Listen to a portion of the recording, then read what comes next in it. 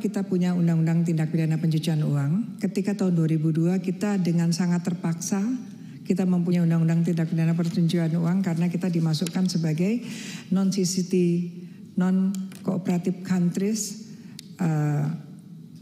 combating money laundering. Dimasukkan sebagai blacklist bersama 21 negara.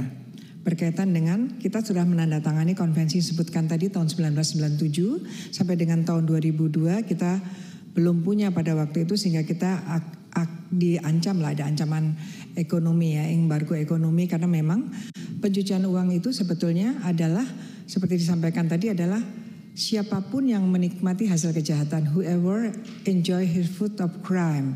Jadi ketika ada kejahatan kemudian ada hasilnya dan kemudian hasilnya itu digunakan dalam tanda petik itu disamarkan atau disembunyikan dengan perbuatan-perbuatan lain.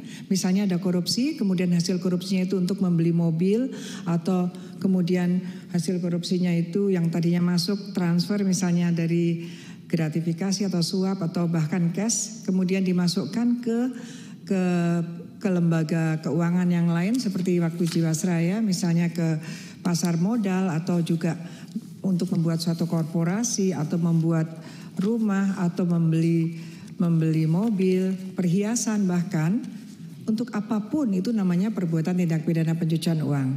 Jadi lebih sederhananya adalah bahwa tadinya apabila ada korupsi misalnya ada korupsi kemudian harus dilakukan penegakan hukum, kita hanya berbicara tentang undang-undang korupsi itu saja, yaitu memidana yang akhirnya adalah follow the suspect, mencari pelakunya siapa. Berkaitan dengan hasil kejahatannya, kita hanya memberdayakan pasal 18, yaitu nanti kalau terbukti melalui putusan hakim memerintahkan untuk mengembalikan kerugian yang muncul kepada negara. Tetapi kelemahan pasal 18 adalah disubsidiaritaskan. Kalau tidak bisa mengembalikan, ya sudah diganti dengan maksimum penjara 2 tahun.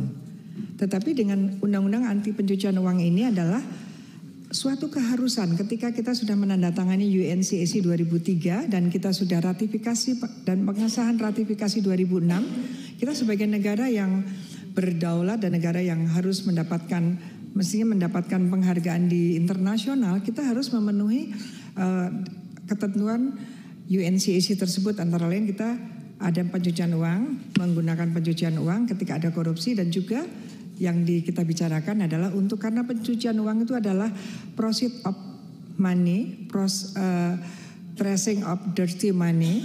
Jadi harus penyitaan, maka kemudian di bawahnya ada kewajiban untuk memenuhi ketentuan itu kalau kita betul-betul ingin memberantas korupsi dan memberantas kejahatan ekonomi, yaitu mempunyai undang-undang aset recovery. Kemarin yang ditanyakan itu adalah bagian dari keseluruhan komitmen Indonesia yang telah meratifikasi konvensi 2003. Kemudian saya akan menyampaikan bahwa jadi sekarang kalau ada korupsi, kemudian hasil korupsi itu dinikmati, apakah diberikan ataukah dibelanjakan atau diapakan pun, itu adalah perbuatan yang satu tadi itu korupsi, harta yang dari korupsi tadi ketika dia mengalir kemana-mana itu adalah pencucian uang. Jadi di sini ada 2 kejahatan. Kejahatan korupsinya adalah kejahatan asal, core crime, predicate offense. Ketika uang hasil korupsi misalnya atau hasil pengelakan pajak atau bea cukai, kemudian itu dibelikan barang-barang, mobil mewah dan sebagainya, itu adalah tindak pidana pencucian uangnya. Jadi di sini kita akan lihat yang dikorupsi yang ada di kejahatan asal itu sama dengan yang kalau semua mengalir itu sama dengan yang ada di pencucian uangnya. Nah ini harus disita. Disinilah makanya follow the money, follow the proceed of crime. Disinilah kemudian terbentuk di dalam penegakan hukum bahwa kalau ada korupsi dan kemudian hasil korupsinya sudah kemana-mana, seharusnya penegak hukum itu berdasarkan pasal 75 Undang-Undang TPPU, penegak hukum, penyidik tindak pidana asal, ketika kemudian ada korupsi dan kemudian hasil korupsinya dalam penyidikan sudah didalami hasil penyidikan itu, ternyata ada pembelian rumah, ada pembelian barang-barang dan lain sebagainya yang itu juga sangat bisa dibantu oleh PPATK, LHA dari LHA akan nampak, seharusnya di situ sudah bisa disangkakan tindak pidana, 2 tindak pidana sekaligus, tindak pidana korupsi dan tindak pidana pencucian uang. Karena tindak pidana korupsi untuk mengejar hasil korupsi terutama, apakah itu berkaitan dengan pertambangan, apakah itu nanti yang terutama berkaitan dengan kerugian negara, masyarakat, seperti ini, pajak atau bea cukai, itu adalah kita bukan saja mengejar bahwa pelaku ini akan dipenjara dan kemudian nanti mengembalikannya menggunakan perdata yang itu sangat lama, tapi kita bagaimana negara ini menggunakan undang-undang tindak pidana pencucian uang untuk bisa mengejar kemana uang-uang itu dan siapa saja yang menguasai uang-uang itu. Sehingga di dalam ketentuan TPPU yang 3 pasal tadi, pasal 3, 4 itu adalah tindak pidana pencucian uang yang aktif, hasil kejahatan yang disalurkan, dialirkan, dan kita juga berkaitan dengan tindak pidana pencucian uang mencari aliran dana itu di mana dengan sendirinya ada uang yang dialirkan, tentu ada orang yang menerima aliran. Dan kita mau tidak mau semua di hampir seluruh dunia, siapapun yang menerima hasil kejahatan, sepanjang dia tahu atau paling setidaknya patut menduga bahwa yang diterimanya itu adalah hasil kejahatan, yaitu tadi yang disampaikan oleh Pak Yunus Hussein berkaitan dengan lifestyle, profile, tapi dia nekat menerima, dia harus menjadi tersangka pasal 5. Kenapa? Karena jangan sampai pelaku kejahatan ini sama dia uangnya sudah nggak ada semua dan dia pasang badan tapi uangnya ada di penerima. Sementara ide dari tindak pidana pencucian uang itu sangat kepada recovery aset. Memulihkan kembali kerugian-kerugian yang ditanggung yang muncul berkaitan dengan adanya kejahatan asal. Jadi saya dalam disertasi saya tahun 2003, di mana saya melakukan penelitian sejak tahun 2000, saya menyampaikan bahwa TPPU di Indonesia bukan saja sekedar new crimes, tindak pidana baru. Karena ada suatu tindak pidana yang no money laundering without predicate offense. Tidak mungkin ada pencucian uang tanpa kejahatan asal. Dan pencucian uang itu adalah untuk bagaimana seoptimal mungkin penegak hukum negara, dalam hal ini penegak hukum, menelusuri uang hasil kejahatan bisa dikembalikan kepada yang berhak. Kalau korupsi ya yang berhak negara. Jadi bukan semata-mata dengan paradigma memidana saja. Tapi bagaimana uang itu bisa kembali. Dan masalah pengembalian inilah yang dimintakan di Asset Recovery Act nanti juga bisa menelusuri termasuk memperhitungkan keuntungan-keuntungan yang didapatkan pelaku selama proses itu, selama belum menjadi proses. Jadi seperti yang masih ada dalam dalam Undang-Undang 7 Darurat 55 tindak pidana ekonomi yang sampai sekarang itu tidak pernah dicabut undang-undang itu, karena memang di sini kalau perlu saya sampaikan juga mungkin sekedar pemikiran saja yang sudah sangat lama. Dengan adanya kejahatan kepabeanan ini artinya Indonesia mengeluarkan penyelundupan dari tindak pidana ekonomi dan memasukkannya sebagai tindak pidana administratif, yaitu hanya sekedar, saya katakan hanya sekedar, yaitu hanya sekedar pelanggaran administrasi kepabeanan, bukan smuggling act, bukan smuggling offense, bukan tindak pidana penyelundupan. Dan inilah yang membuat penyelundupan, menurut saya penyelundupan banyak, dan itu kerugian negara banyak sekali di sana. Artinya disitulah rasa bagaimana rakyat itu tersakiti, karena itu adalah dari sumber daya alam, sumber daya pemasukan dari dan keluar, dan juga masalah sumber daya alam. Kemudian saya juga menyampaikan yang kedua bahwa money laundering selain new crimes adalah new strategy. Adalah strategi baru untuk memberantas semua kejahatan-kejahatan asal yang ada di pasal 2 ayat 1. Ada 25 jenis kejahatan asal. Jadi ada strategi baru. Ketika ada kejahatan asal yang jumlahnya 25 dan tambah 1 yang ancaman pidananya 4 tahun ke atas, tidak terendus sama sekali. Tidak terendus, bahkan apalagi kalau white collar crimes, tidak terasa ruginya di mana tidak terasa, tidak tahu, tidak ada tanda-tanda atau bahkan tidak meninggalkan jejak, tetapi itu bisa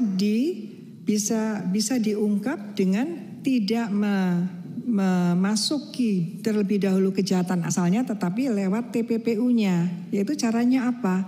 Antara lain dari LHA, dari laporan LHA atau dari LHKPN yang sudah didalami. Karena LHKPN adalah kewajibannya dari undang-undang, tapi pengisiannya adalah tergantung dia sendiri. Ini yang menurut saya di KPK belum punya mekanisme untuk klarifikasi, verifikasi. Sehingga saya tidak tahu juga menumpuk selama ini itu diapakan. Ini terbukti ketika ada LHKPN-nya beberapa orang yang sudah sekian lama atau beberapa yang tidak masuk, tidak memasukkan atau ternyata sudah sekian lama sebetulnya kan harusnya diklarifikasi tetapi tidak. Nah ini juga apalagi sekarang ini kasus yang muncul 349 triliun ini memang harus diklarifikasi dalam artian kalau saya karena perspektif saya adalah hukum pidana dan saya sampai saat ini jabatan saya masih sebagai Ketua Masyarakat Hukum Pidana dan Kriminologi Indonesia. Jadi kami perspektif saya secara pribadi dengan jabatan itu, perspektif saya adalah ini penegakan hukum harus jalan. Harus apalagi ada hal-hal menurut Menko ada 189 ya triliun yang katanya itu adalah kepabeanan tetapi bebas. Ini agak bingung kalau untuk kami. Tidak bebas karena pada akhirnya dengan pajak agak bingung ya karena perpajakan sebagai salah satu tindak pidana pajak dan pabeanan dan sehingga karena itu adalah tindak pidana asal sehingga penyidik tindak pidana asal berdasarkan pasal 74 mempunyai kewenangan untuk menyidik TPPU-nya sekarang dengan yang sekarang semua penyidik itu bisa menyidik TPPU-nya. Tapi penekanan saya 189 triliun. Bahkan saya tidak jelas punya ada lagi yang sekarang 189 triliun juga sama yang akan didekati dengan pajak karena kemarin bebas. Saya tidak begitu paham apa maksudnya. Karena kalau 189 itu adalah memang penyelundupan bea cukai. Itu ya bukan pendekatannya bukan pakai undang-undang pajak harusnya. Apalagi di dalam oleh media disebutkan bahwa yang namanya penyelundupan dalam undang-undang kepabeanan itu kan ada dua, penyelundupan fisik dan penyelundupan administratif. Penyelundupan fisik adalah memasukkan atau keluar barang dari dan keluar Indonesia tanpa dokumen sama sekali. Dan kalau itu tidak ada intervensi, tidak ada keterlibatan orang bea cukai ya silahkan pejabat bea cukai sebagai penyidiknya menurut saya. Tetapi kalau masuknya dan itu ada kong kali kong dari dalam menurut saya kalau orang yang membiarkan itu juga punya jabatan ya itu harus ke KPK itu adalah korupsi karena mungkin setelah dia membiarkan mungkin mendapat hadiah atau gratifikasi. Artinya itu bisa diambil langsung KPK lebih fair, lebih aman untuk masyarakat melihatnya. Kemudian yang kedua adalah penyelundupan administratif yang seperti disebutkan ini bahwa kemungkinan ada importir yang mengatakan dia mengimpor perhiasan tadinya. Kemudian ada juga yang mengatakan mengimpor emas mentah tapi ternyata batangan. Saya agak bingung karena beberapa kali mengikuti gelar perkara, memberikan BAP, tindak pidana pencucian uang itu sudah sangat banyak keputusannya. Jadi bukan sulit, sudah banyak sekali kan. Saya selalu tiap tahun selalu hadir juga di pengadilan. Sudah banyak, itu sudah jalan. Tidak. Jadi permasalahannya itu permasalahan itu ya mau apa tidak, tapi sudah banyak. Tidak ada permasalahan yang sangat signifikan karena belum ada Asset Recovery Act, no way, bukan. Itu pun nanti hanya untuk menyempurnakan saja. Tapi sekarang sudah banyak putusan-putusan yang juga saya juga terlibat baik di penyidikan maupun ada yang juga sampai ke pengadilan. Itu sudah sangat banyak. Dan sebenarnya berbicara pencucian uang itu bukan isu baru karena kita sudah punya 20 tahun. Nah, penyelundupan administratif ini katanya kalau disebutkan bahwa itu emas mentah, itu istilah emas mentah itu juga bingung. Apakah maksudnya batu ore itu yang menghasilkan emas?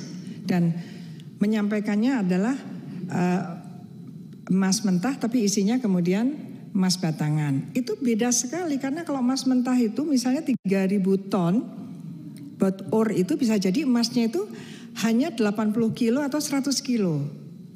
Jadi masuknya ke pabeanan dalam pendekatan yang pendekatan empiris pasti berbeda sekali. Itu yang namanya emas mentah, yang disebut emas mentah atau batu ore itu pasti mau berapa kontainer gitu. Kalau dibilang itu kemudian akhirnya itu emas batangan kan harusnya ketahuan sekali. Nah di situ kita harus memerlukan penjelasan kenapa sampai bebas.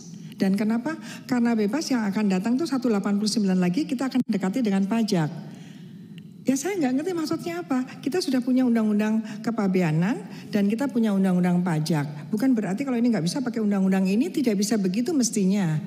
Seharusnya penegak hukum bukan seperti itu. Kita tidak tahu permasalahannya di mana, tetapi masyarakat itu termasuk saya juga menunggu bagaimana penjelasannya 189 triliun itu yang disampaikan oleh Pak Mahfud yang harus kita dorong Pak Mahfud memang itu harus clear. Karena penegak hukum di bawah Menko Polhukam, selain juga beliau sebagai ketua komite TPPU.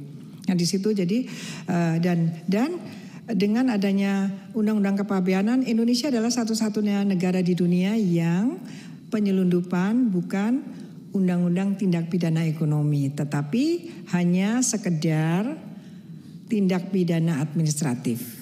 Itu yang sudah kita bahas sejak tahun 95, terutama saya dengan Prof. Andi Hamzah. Yang saya dengan Prof. Andi Hamzah tetap di kubu yang ingin suatu saat mengembalikan lagi bahwa itu adalah tindak pidana ekonomi. Dan itu nanti implikasinya juga sampai dengan penyidikannya. Kalau tidak karena penyidikan itu menurut saya sih memerlukan juga naluri, memerlukan jam terbang. Tidak bisa hanya pelatihan saja kemudian jadi penyidik. Apalagi untuk yang seperti ini. Jadi dikatakan bahwa mestinya Indonesia, negara-negara itu dalam hal ini untuk menuntaskan 349 triliun yang disebutkan juga bahwa 460 sekian adalah melibatkan Kementerian Keuangan. Dan ada LHA dari PPATK dan beberapa orang ada LHKPN. Saya kira sudah sangat mudah untuk masuk bahwa itu adalah TPPU. Tinggal kita cari TPPU yang bersangkutan itu. Karena menurut Pak Yunus Hussein tadi juga LHA itu juga bukan mentah-mentah sekali. Tetapi memang PPATK bukan penyidik. Maka dengan pendekatan satu lagi alat bukti sebetulnya itu dikuatkan. Petunjuk menjadi petunjuk lagi alat bukti dengan satu ahli saja sebenarnya bisa masuk. Jadi saya sampaikan di sini juga di dalam paparan ini bahwa new strategi combating economic crimes including tax kemudian smuggling and corruption itu tadi adalah bisa masuk dengan ketersangkaannya itu TPPU saja, tapi nanti pada waktu akan tahap 2 sudah diketemukan kejahatan asalnya. Ini penting sekali untuk agar kita cepat mengamankan. Kenapa? Karena kalau dengan sangkaan TPPU sejak awal penegak hukum sudah bisa melakukan upaya-upaya paksa yang disampaikan oleh Pak Yunus Hussein tadi. Kalau PPATK itu hanya bisa menunda transaksi sementara. Itu pun harus dengan pasal 11 tadi tetap dirahasiakan karena menunda tapi sementara supaya tidak ada langkah-langkah. Jadi langkah-langkah menghilangkan semua langkah-langkah yang bisa berpotensi menghilangkan calon-calon alat barang bukti atau alat bukti itu, maka ada pasal 11 itu supaya kalau jadi kasus nanti bukan pada akhirnya kita tidak mendapatkan jumlah yang sesuai karena mungkin sudah tidak ada atau saksinya sudah hilang dan lain sebagainya. Itu adalah anti tapping off tadi bahwa ada kerahasiaan yang sangat penting. Jadi dalam hal ini memang karena sudah ada LHA yang sudah terlanjur, saya kira ya sudah tidak apa-apa. Pak Mahfud menyampaikan itu harus didorong bahwa sekarang menurut saya penegak hukum kan sudah tahu karena menurut KUHP, penyelidikan itu kan bisa dimulai dengan tidak harus ada laporan, tapi ini malah ada laporan dari PPATK mengetahui sendiri. Kalau sudah dimediakan banyak sekali seperti ini kan harusnya mengetahui sendiri mestinya jalan penyelidikannya. Penyelidikannya dululah jalan terhadap ini yang ada. Jadi saya fokus kepada gerbongnya Pak Mahfud untuk mendorong ini clear. Ini clear, jadi harus sejalan. Silahkan kalau nanti misalnya ada prosedur politik yang mau jalan ya silahkan. Saya kira kita sepakat bahwa membuat undang-undang kemudian dan sebagainya itu adalah memang produk politik, bahkan untuk mengungkapkan ini mau diungkapkan apa tidak, mau diklirkan apa tidak juga ini sangat tergantung pada kemauan teguh dari para pemimpin politik di negara ini. Pasti itu. Ya nanti harus diartikan, jadi kalau kita memang berpolitik untuk semuanya masyarakat Indonesia, keadilan terbesar bagi masyarakat Indonesia, ya kemauan politiknya harus sesuai dengan jiwa bangsanya, jiwa rakyatnya yang menginginkan bahwa kasus ini terbuka. Dan kemudian perbaikan sistem. Karena apa? Sampai Menteri Keuangan tidak tahu bahwa ada LHA kepada anak buahnya. Ini pasti ada sistem yang tidak bergerak. Ada sistem yang Pak Mahfud sendiri, Pak Menko sendiri yang menyampaikan bahwa Ibu Menkyu tidak tahu. Ini sangat, menurut saya sesuatu yang sangat memalukan ya. Sampai negara kita ini ada fenomena bahwa ternyata tidak tahu, tidak disampaikan. Dan orang yang tidak menyampaikan itu tentu adalah satu bentuk kegiatan yang ilegal, yang melawan hukum, yang tidak sesuai dengan bahwa mereka itu adalah pelayan publik. Jadi ada masalah tentang pelayanan publik yang tidak proper, tidak penuh dengan integriti dan tidak profesional. Dan nanti kalau integriti tentu kita akan lihat apa iya masalah tidak profesional, kan tidak mungkin sekian lama kerja di Kementerian Keuangan. Dan kemudian karena ini di Kementerian Keuangan, maka yang penting juga di sini mungkin bisa disampaikan bagaimana identifikasi program-program yang sangat rentan terhadap korupsi tadi, korupsi atau pajak atau bea cukai ya. Saya perkirakan hanya 3 itu. Itu harus dievaluasi program-program yang berkaitan dengan 349 triliun, terlepas itu adalah mutasi rekening, tapi setidak-tidaknya tidak mungkinlah sampai hanya 200 triliun. Kemungkinannya tidak, masa mutasi seperti itu. Triliun itu banyak ya Pak Bambang ya. Banyak, karena kemarin untuk semester kedua ini adalah 200 triliun anggarannya. Ini 400 triliun, hanya berapa orang, 400 orang misalnya, itu kan sangat menyakitkan hati gitu. Jadi karena saya ini rakyat jelata, kalau beliau kan pernah jadi pejabat ya. Jadi saya memang menyuarakan rasanya masyarakat itu. Jadi harus memang harus dalam hal pendekatan ini supaya tidak terulang lagi. Harus betul-betul program-program negara yang melalui anggaran keuangan negara, Kementerian Keuangan Negara itu harus diteliti betul, terutama berkaitan dengan kewenangan Kementerian Keuangan, yang mana yang paling rentan dan paling rawan untuk dapat dilakukan korupsi. Itu harus ditempatkan orang-orang yang betul-betul integritasnya bagus dan pengawasannya betul-betul bisa sangat serius. Jadi ini berkaitan dengan TPPU dan tindak pidana asal. Kalau saya tidak punya pendekatan yang tiga klaster itu, kalau saya tentu berbeda.